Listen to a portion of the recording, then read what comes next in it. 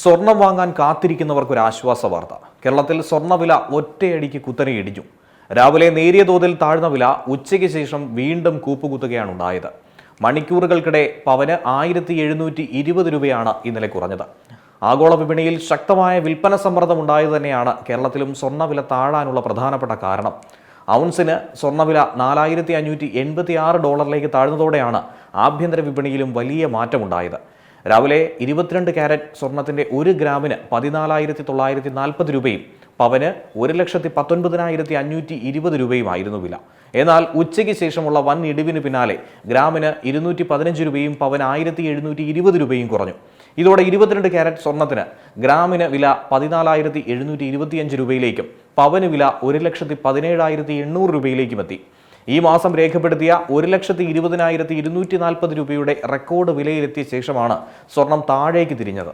ആഗോള വിപണിയിലെ മാറ്റങ്ങൾക്കൊപ്പം തന്നെ ക്രൂഡ് ഓയിൽ വിലയിലുണ്ടാകുന്ന ഇടിവും ഈ സ്വർണ്ണ വിപണിയെ സ്വാധീനിക്കുന്നു. ബ്രന്റ് ക്രൂഡ് ഓയിൽ ബാരലിന് $89 താഴേക്കാണ് എത്തിയത്.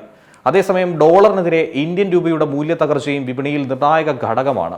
ഡോളർ സൂചിക 99.24 രൂപയുടെ മൂല്യം 95.53 ഇനിയും സ്വർണ്ണവില കുറയുമോ എന്നതാണ് ഇപ്പോൾ വിപണിയിലെ പ്രധാനപ്പെട്ട ചോദ്യം.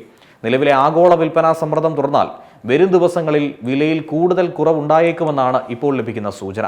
ഇതിനിടെ സ്വർണത്തിന്റെ ഇറക്കുമതി തീരുവ കുറയ്ക്കുന്ന കാര്യം കേന്ദ്ര സർക്കാരിന്റെ പരിഗണനയിലുണ്ടെന്ന റിപ്പോർട്ടുകളും പുറത്തുവരുന്നു. നിലവിൽ 15% ഇറക്കുമതി നികുതി കുറച്ചാൽ ആഭ്യന്തര വിപണിയിൽ സ്വർണ്ണവില കൂടുതൽ താഴാനുള്ള സാധ്യതയും നോക്കിക്കാണുന്നുണ്ട്.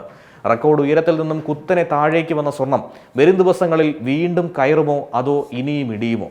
നിക്ഷേപകരും ആഭരണ പ്രേമികളും ഇപ്പോൾ ഉറ്റുനോക്കുന്നതും ഇത് തന്നെയാണ്.